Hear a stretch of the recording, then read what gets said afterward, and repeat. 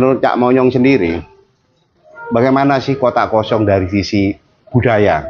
Ya, sebelum ke kota kosong saya menceritakan tentang pesta demokrasi dulu. Jadi ada abstraksi dan latar belakang. Kenapa sih kita harus melaksanakan sebuah pesta demokrasi? Katanya adalah pesta demokrasi. Ketika ngomong pesta demokrasi kan bukan selamatan. Kalau selamatan, orang selamatan itu makanannya kalau rawon semua, nggak mungkin dikasih rawon, soto, dan nggak mungkin itu pesta itu ya. Nah kalau orang bertamu ya cukupnya apa yang dimiliki oleh tuan rumah. Tapi ketika pesta, maka semua menu harus ada. Semua menu loh. Jadi ada es campur, jauh, cendol, kopi, jajan, nasi, rendang, dan macam-macam. Ini pesta demokrasi. Untuk mengcover semua orang yang hadir. Karena kan pesta. Jadi option is choice. Jadi pilihan-pilihannya itu banyak. Jadi bukan kalau selamatan pilihannya hanya satu. Jadi rata kan, kalau rawon, soto kan sampean sering tahlilan kan. Jadi kalau tahlilan kan pasti makanannya satu, ya itu selamatan. Nah itu selamatan. Kalau pesta itu pasti pilihannya banyak. Nah ini sudah menjawab kata pesta. Nah, Demokrasi ini adalah sebuah peristiwa di mana orkestrasi kebangsaan itu dibungkus dalam sebuah nilai-nilai pilihan yang mengapresiasi kepada pikiran-pikiran rakyat. Nah, kalau kita ngomong orkestrasi seperti musik ini, di dalam orkestra itu ada alat-alat musik yang sangat dinamik, tapi intinya ada 4. Alat tiup, alat gesek, ya, alat pukul, kendang, tabuh, drum kayak gitu, alat petik, ada gitar, ada kecapi, terserah itu. Nanti modelnya seperti apa tergantung. Tapi umumnya itu ada 4 itu yang wajib. Nah, ketika demokrasi ini dengan pesta itu sendiri, masyarakat tidak diberikan pilihan, hanya disuruh memilih satu dan dipaksakan oleh saya sebut pelaksana pesta demokrasi seperti KPU dan Bawaslu. Ini kan pelaksana, panitia pelaksana, panpel ya. Kalau di dalam acara seni itu event organize, EO. Tapi ketika hanya satu pilihan, nilai pestanya di mana? Ketika hanya satu pilihan, demokrasinya di mana? Nah, orkestrasi yang tidak dinamik adalah sebuah orkestra yang bukan lagi bisa dinikmati, tapi sudah bahasa kalau kita ngomong itu sumbang. Nah, kalau kita langsung kepada poin tentang 43 kota dan kabupaten dan 1 provinsi Papua Barat, lalu ada tidak memunculkan calonnya, betapa gagalnya. Baik itu panitia pelaksana yang harusnya mencoba berkomunikasi dengan masyarakat dan partai politik, ini sudah gagal. Nah, mana nilai demokrasinya ketika orang disuruh memilih, tapi bukan pilihan rakyat, tapi pilihan kekuasaan? Berarti itu yang dikatakan negara ini sedang dalam kondisi disorientasi. Orientasi kepada demokrasi sudah hilang. Distrust. Semua kita. Barusan kata gagal. Gagal bisa meliputi segala bidang ya. Semua pihak termasuk KPU, Bawaslu dan lain partai kan. Nah, itu yang mau saya sambungkan setelah pemerintah baru partai. Partai ini gagal. Karena partai sekarang itu bukan malah menciptakan kader.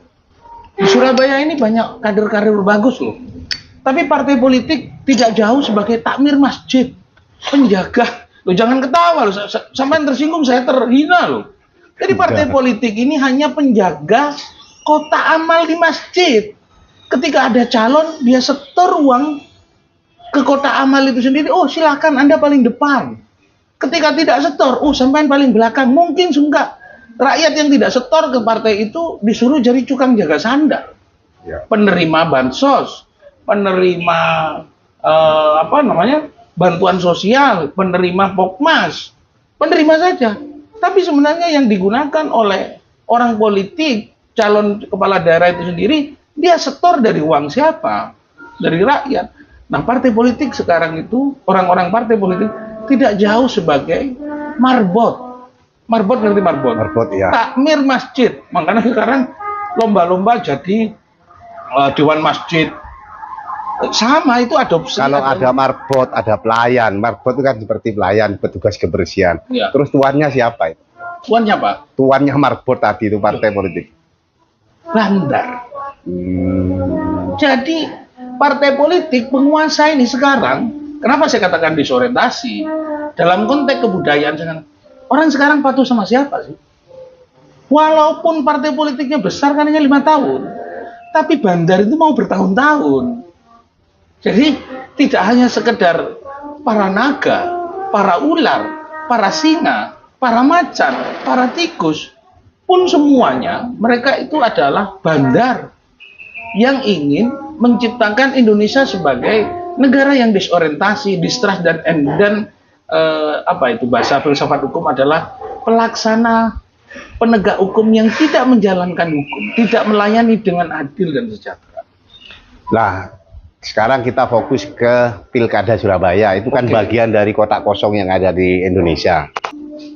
Saya ingin melihat dari kacamata budaya lagi ya. Karena Anda sebagai budayawan, gimana sih Eri Cahyadi sehingga 18 partai itu bersatu mendukung Eri Cahyadi? Ada beberapa pihak menyebut Erik itu prestasinya luar biasa dan lain, bahkan surveinya melebihi yang kita persepsikan. Survei siapa? Dibayar siapa? Donald Trump aja ketika debat dengan musuhnya siapa, Presiden Amerika yang kemarin mengundurkan diri, Joe Biden. Joe Biden, dikatakan surveinya siapa? Donald Trump aja dengan saya sama. Kalau menurut sampean itu menurut surveinya siapa? Dibayar siapa? Untuk kepentingan siapa? Kalau survei saya tiap malam saya lihat orang jualan ketan di Kapas Kerampung tidak ada sampai dia semalam dapat 10 juta loh. Sedangkan dia udah masak begitu banyak.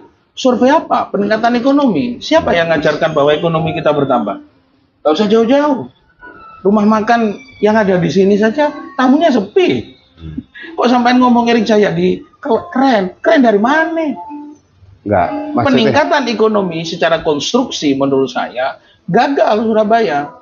Hanya survei-survei yang dilakukan itu adalah survei ketika ada penjelasan statistik yang dipaparkan. Nah, saya ini tidak ngomong statistik, kenyataan di sini.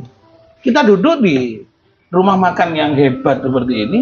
Saya duduk di Kerampung, satu hari orangnya masak 3 kilo, payu 1 kilo aja hebat. Ini gimana caranya? Itu kelas rendah lah. Kelas sudra gitu ya, masyarakat ekonomi yang pendapatannya satu hari maksimal ya sekitar 120. Di sini ini karena banyak karyawan, toh ternyata ya itu ya. Berarti ketika ada sebagian orang menyebut bahwa Surabaya itu Eri Cahyadi sukses memimpin kota Surabaya, menurut Anda, menurut penjelasan sampean barusan kan berarti gagal gitu. Surabaya autopilot. Surabaya autopilot. Kalau Anda mengatakan bahwa Surabaya itu bisa dipimpin oleh orang yang keren, maka harusnya tidak autopilot. Sistem yang dilakukan pemerintah hanya merubah sistem kebutuhan masyarakat. Apa? Lokal serahkan aja kepada dinas pembangunan. Pengeruan ada, pematusan, kebersihan serahkan. Kan autopilot. Pemerintahnya membuat apa sebenarnya?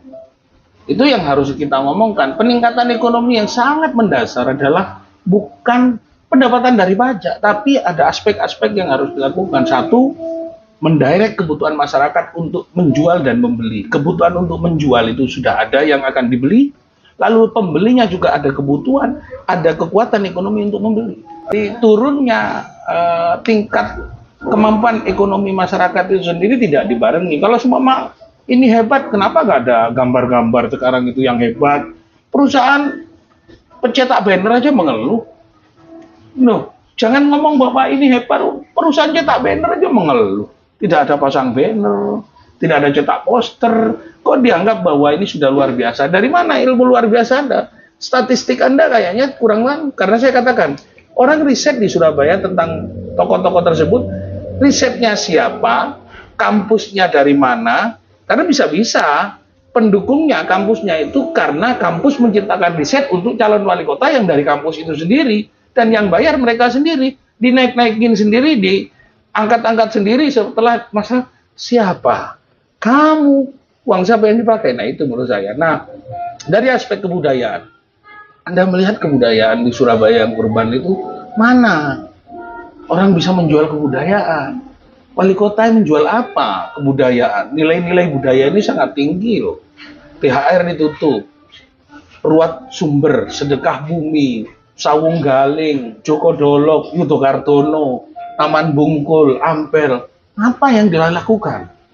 Hanya mengganti uang jualan air, mengganti wastafel. Taman Bungkul yang menjadi destinasi aja, Pol PP gelut sama pedagang. Di mana letak penghambaan seorang pemimpin kepada rakyat? Harusnya dia datang, lalu ngomong jangan sampai bertengkar, mohon maaf ya kalau Satpol PP saya atau begitu, silahkan Anda bekerja, berjualan, yang penting tertib. Itu leadership. Secara kebudayaan, learning by doing ya, jadi tidak semua orang karena kedekatan saya dengan Cak Ji sangat dekat, tapi secara prinsip saya bilang, kamu harus bekerja lebih keras sih.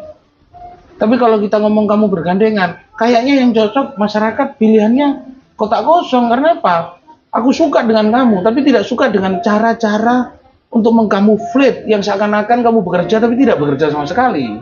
Berarti kalau mendengar penjelasan sampean barusan bahwa sebenarnya predikat hebat pada Erik itu hanya kamuflase. Kesannya kan seperti itu. Karena faktanya yang Anda sebut tadi, ekonomi ya semakin merosot di Surabaya. Terus bagaimana dengan sikap para politisi, terutama elitnya yang bersatu mendukung Eri Cahyadi? Tagline-nya kan jelas itu, bersin RG. Jadi itu kan kata bersinergi saja, energi diganti energi, secara ejaan yang disempurnakan aja salah. Jadi itu sebenarnya bersin semua itu.